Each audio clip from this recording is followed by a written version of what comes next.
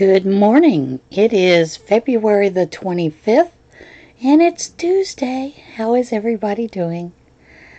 Some of you may have wondered why I've titled this Puppets with Pitchforks.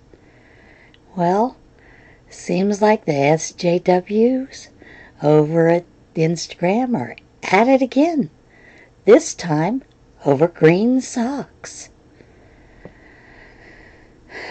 It's bad enough that they continue to go after Maria Tuscan for her beautiful yarn colorway, named after some of the social justice warriors'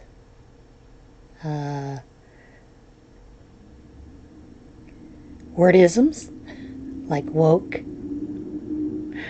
I love woke. I'm trying to get some of that yarn. But of course, the minute she puts some out, it's gone like that. And it is a beautiful colorway if you've not seen it.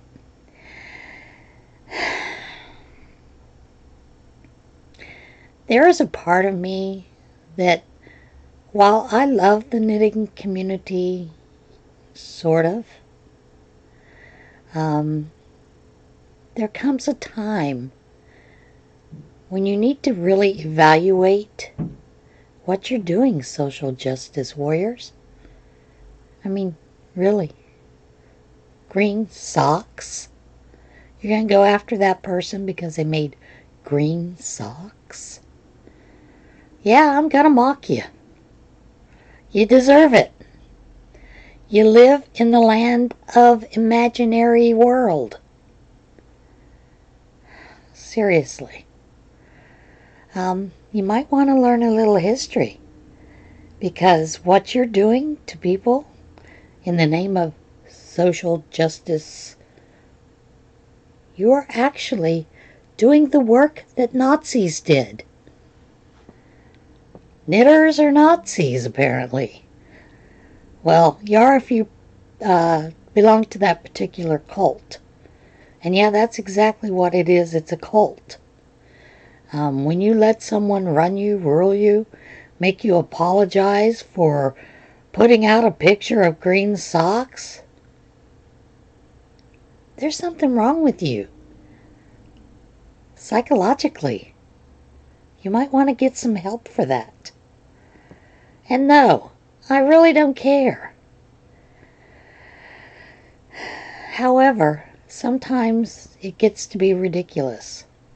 You know, this whole thing started with the woman that had made a post about she was thrilled to death she was getting to go to India.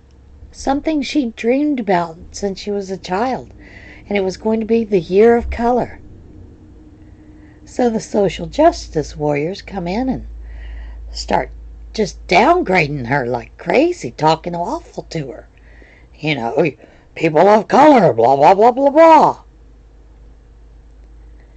I have a friend who's from India, still has family in India. And let me tell you, this woman loves color. Why? Because her culture is all about color. Oh my. And I will tell you, this woman knits and crochets with the Purcell group. She is a wonderful knitter crocheter, has been all her life. And let me tell you, she puts color combinations together that the rest of us would never think of. And it all has to do with her culture. I don't know why we're not allowed to embrace another's culture. Oh, wait a minute. That's appropriating culture.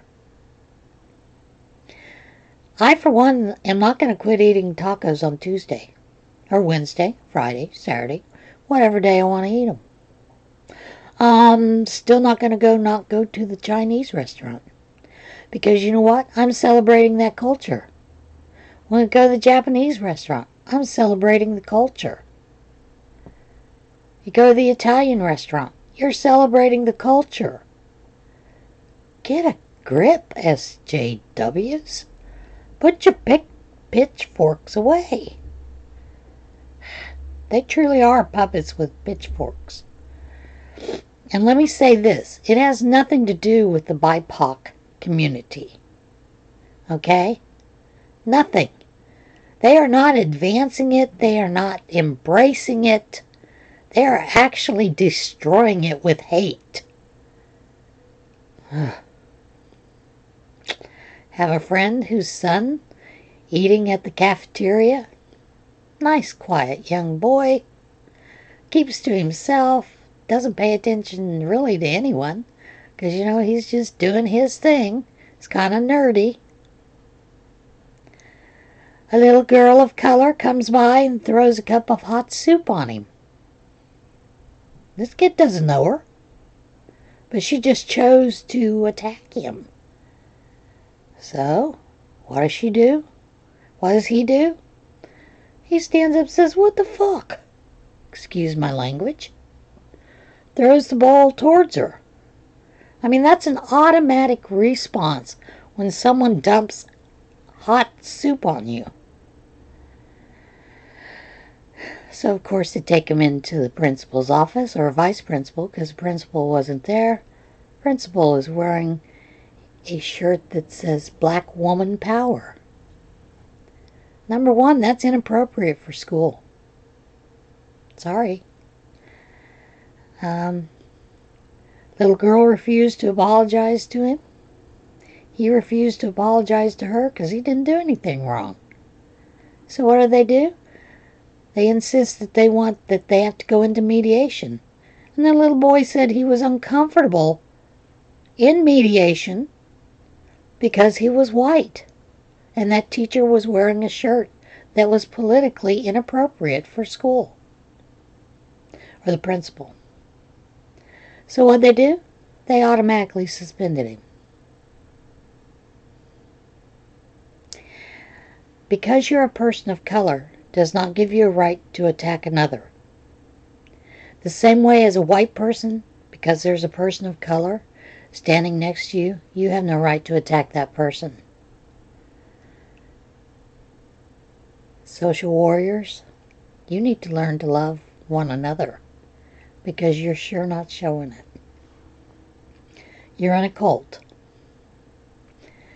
You are puppets with pitchforks. That's all I'm going to say on it. The only thing that I did get finished this week was the back for my sweater. And while I was doing that, you may have noticed if you're friends with me on Facebook, I had mentioned that it was all Vivian's fault. I'll tell you what was all Vivian's fault. I was going to make a pullover.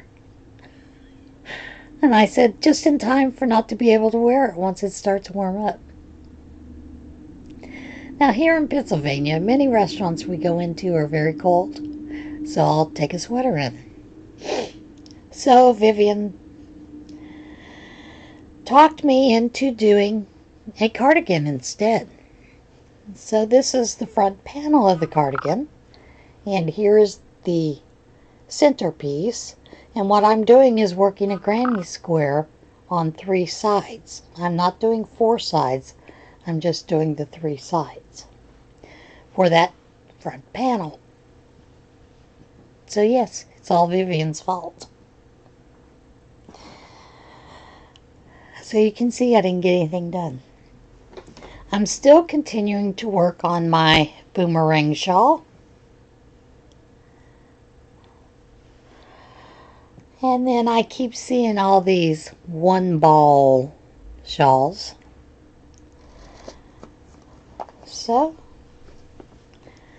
I have done a one ball shawl, although I'm not going to stop at one ball. I'm doing another part of another one because I don't like a little shawlette. I like it to be a regular size shawl. So I've added a second skein, and this is pretty close to being the first part of it. And what I'm using is Ferris wheel in the cotton candy color. Now this says it's a size 4 thread yarn.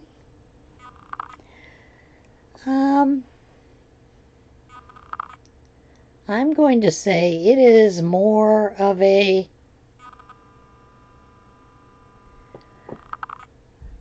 2.5. It's not really it might be a 3, a thin 3. But yeah, it's very thin. So that's what I'm working on. And of course, you know that I'm also working on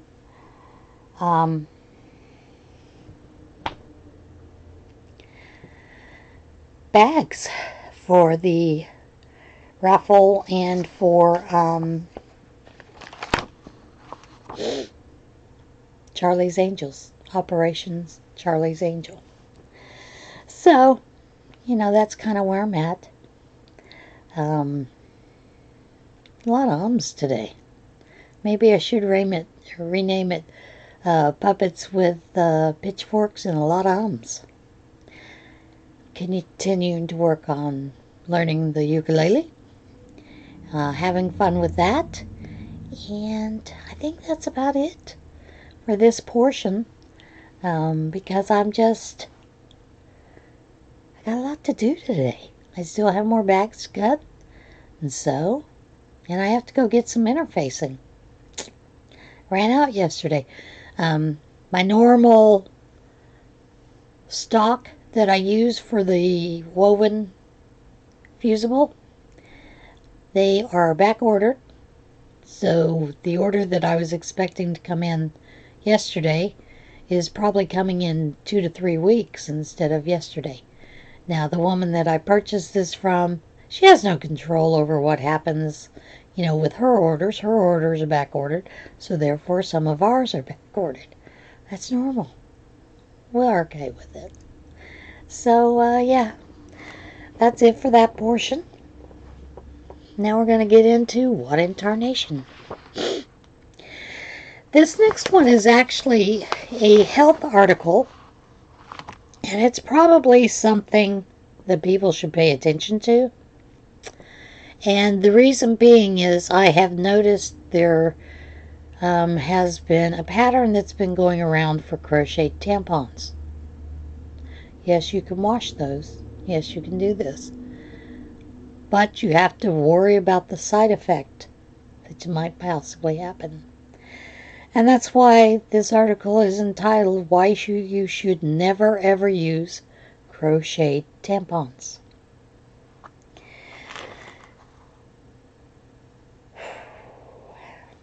DIY has seen somewhat of a resurgence in recent years, especially in the millennial and underground generations. Upcycling items previously destined for garbage heap has become progressively more acceptable, even desirable, and many people have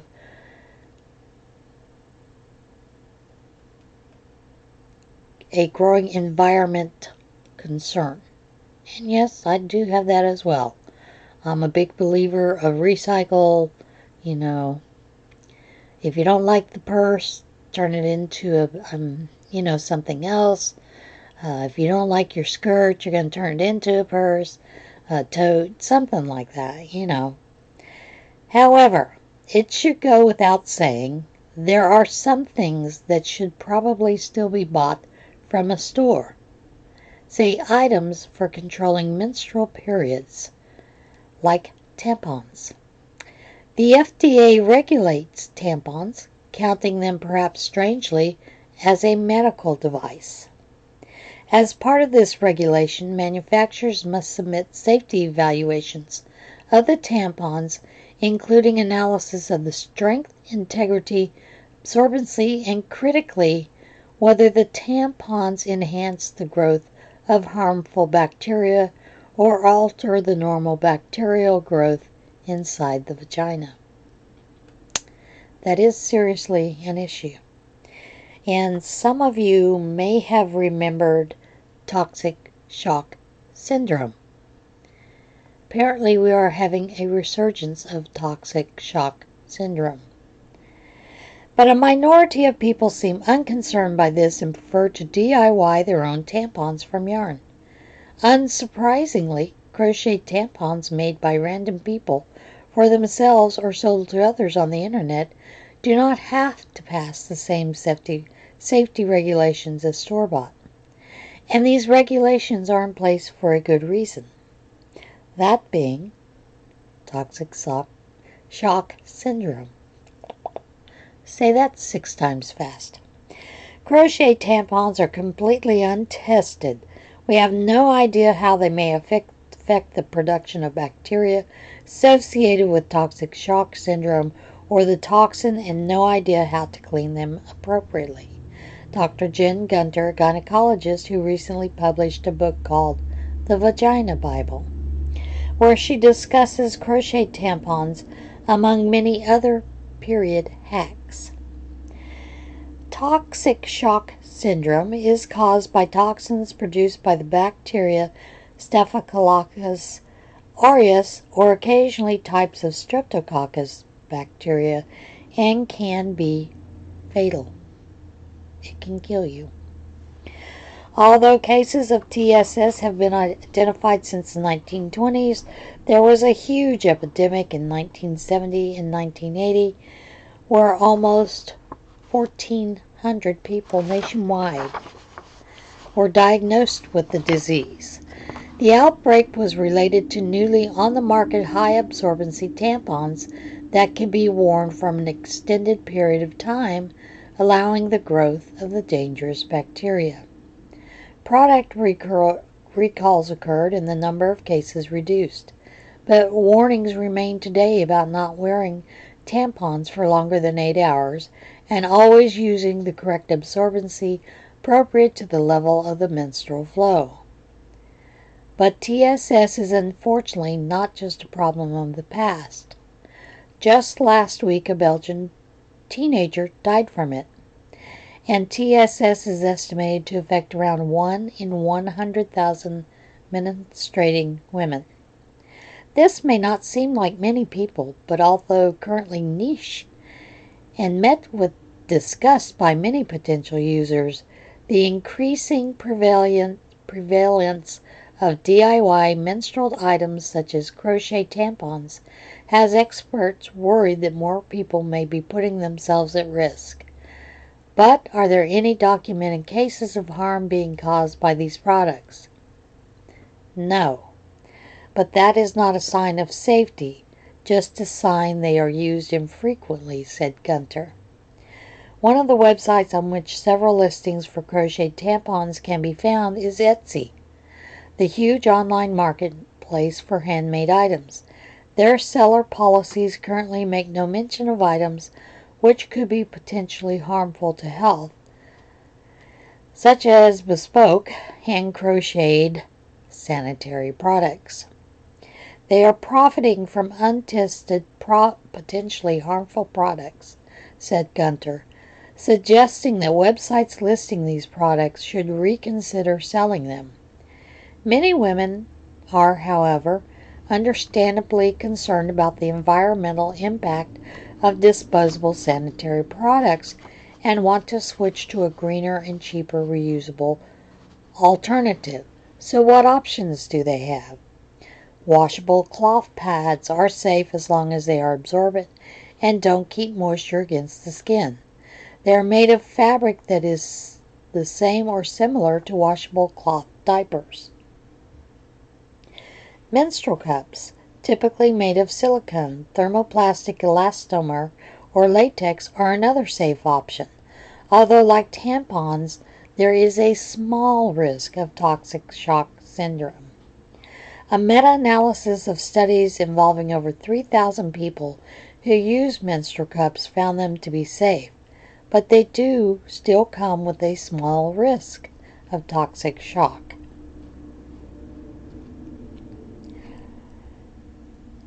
So if you are considering crocheting, knitting, or crafting your own tampons, you may want to consider alternatives that are approved by gynecologists, the gynae doctors.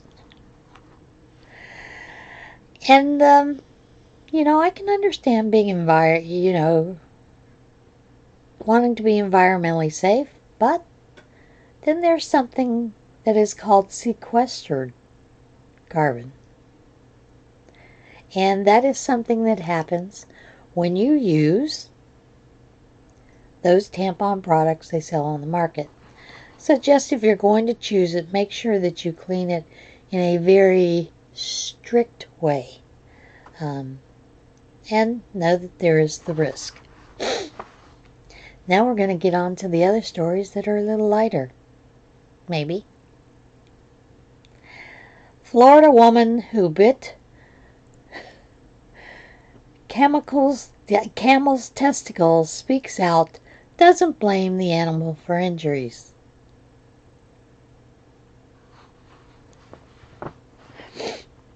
A Florida woman who freed herself from a camel by biting its testicles at an Iberville Parish truck stop last month said Wednesday she suffered broken bones and had to have her lungs drained of blood after the 600-pound animal knocked her over and sat on her.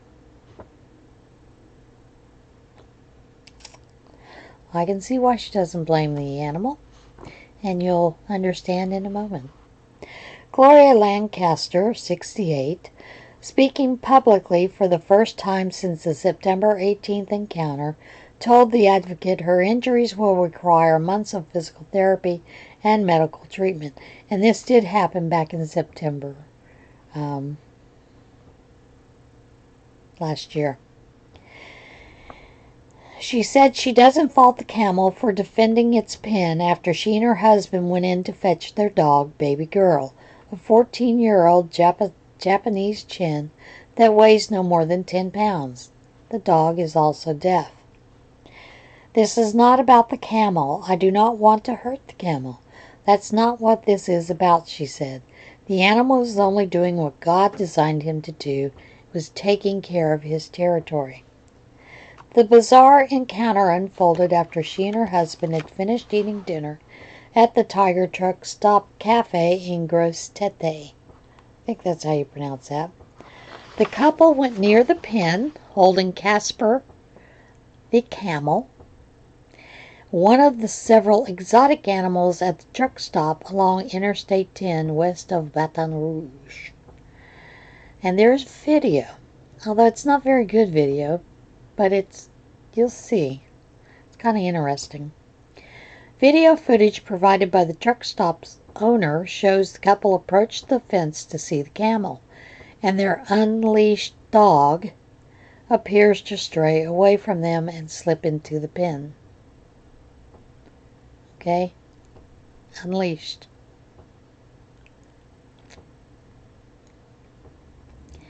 Lancaster said she tried getting her deaf dog's attention before she and her husband crawled under a clearance at the bottom of the fence that's guarded by a single strand of barbed wire.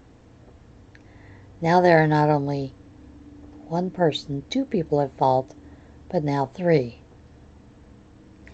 The couple tried shooing away the 6-foot-tall dromedary, swatting at it with a baseball cap, which appeared to startle it. That was your first mistake. Well, maybe your second. The animal then knocked Lancaster to the ground and sat on her. I told my husband, "Get the dog, get out of here, I'm already dead," she said in a telephone interview Wednesday, a few days after being discharged from the hospital, Pensacola, Florida, near her home. "My whole body's crushing. I felt it. I could hear it." With her hands pinned, Lancaster said she bit what she had to get the camel to move. "It was its testicles, and I bit them, and he got off me. I would do it again."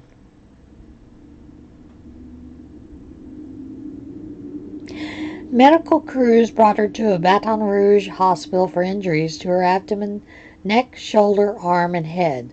She said she continued receiving medical treatment for broken ribs that punctured a lung as well as a broken collarbone when she returned to Florida. The Iberville Parish Sheriff's Office alleged the couple had been tossing treats to their dog and took photos of bone-shaped biscuits inside the pen. But Lancaster disputed this claim, saying her dog is toothless and can't eat them. Lancaster said the camel had tried stomping on the dog, but authorities said the couple and their pooch invaded the camel's space and cited them for trespassing and violating leash laws.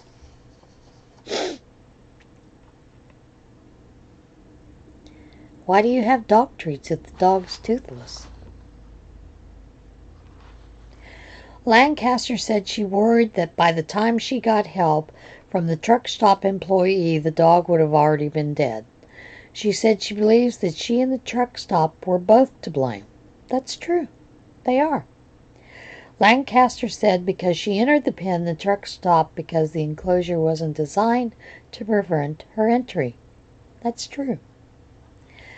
There's things I did wrong and there are things they did wrong, Lancaster said. Why not come together and see if we can fix this? I understand completely. The confrontation generated national fascination and appeared in brief segments on late-night talk shows and recently Saturday Night Live. In recent weeks, the truck stop has seen a spike in visitors, according to Tiger Truck Stop owner Mike Sandlin. Rubberneckers. Gotta see the camel that got its testicles bit. He said the couple should have asked an employee to help them get their dog and should have had it on a leash, especially since it couldn't hear. I totally agree. Sandlin said that in the 30 years he's kept an array of exotic animals at the truck stop, he's never had any issues with animals attacking visitors. But did any other visitors go into the enclosures? They're animals. They're wild. What are you thinking?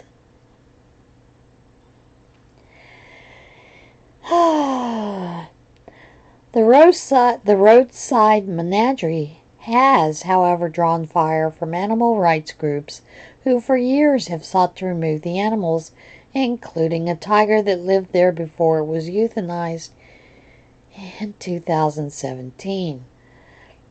Now here's the best part of the story. A veterinarian checked on Casper and prescribed it antibiotics as a precaution because the camel was bit by a human, but found that the camel appeared to be in good health. Moral of the story is, your dog is toothless, quit carrying dog biscuits, and keep your pets on a leash when you're out with them. You'll prevent a lot of bites, accidents, that way. Yeah. Now, all of these next stories involve animals, because we love animals, and because I found them rather interesting. Arctic fox found wandering loose in Michigan. Now, I know Michigan's not that far from Canada, and I know they have Arctic fox, but still, you don't normally see them in Michigan, do you? Police in Michigan said they responded to a report of an injured dog and found a far more unusual animal, an Arctic fox. The South Lyon Police Department said officers responded Thursday afternoon to a report of an injured dog wandering near South Lyon High School. Officers were able to capture the animal and soon discovered it was actually an Arctic fox. Have you ever seen an Arctic fox? Neither had we until this afternoon, when we responded to the injured dog complaint by the high school. The fox was taken to Howell Nature Center for checkup and care. The fox was found to be an escaped exotic pet named Candy. The fox remained at the Nature Center Thursday, but was expected to be returned to her owner Friday. People, why do you insist on having exotic pets? Arctic fox is not a pet.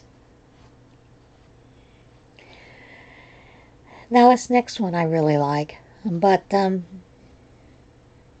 kind of interesting. Conservation officers help free 2 elk trapped under haystack.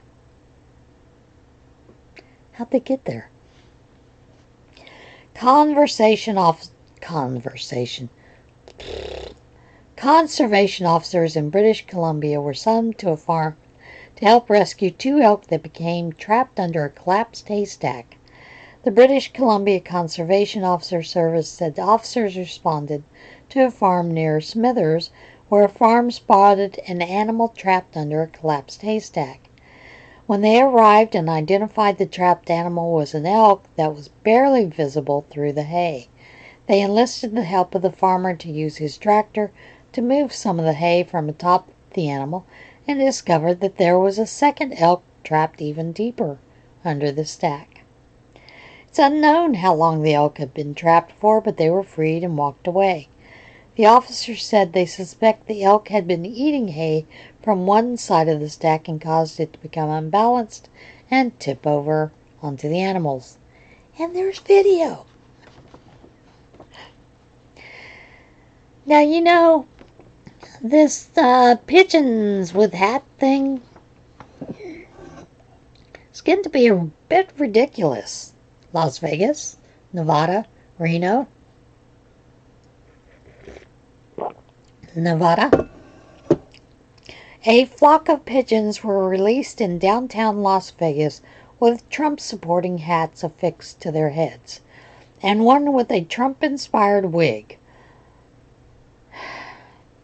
The anonymous group Pigeons United to Interfere Now, or Putin, said it released several pigeons wearing red Make America Great Again hats and one wearing a wig into downtown Las Vegas on Tuesday as a show of support for President Donald Trump, who arrived Tuesday in Las Vegas and was scheduled to be in town through the campaign rally Friday. Putin said the MAGA pigeons were also meant as a sign of protest ahead of Wednesday night's Democratic debate in Las Vegas. The group's founder, identified as Ku Hand Luke, said the pigeons were rescued after being found with a variety of ailments and released with their headgear after recovering. The move comes after pigeons were spotted in Nevada wearing cowboy hats and sombreros. One of the hat-wearing pigeons died after being caught by the rescuers.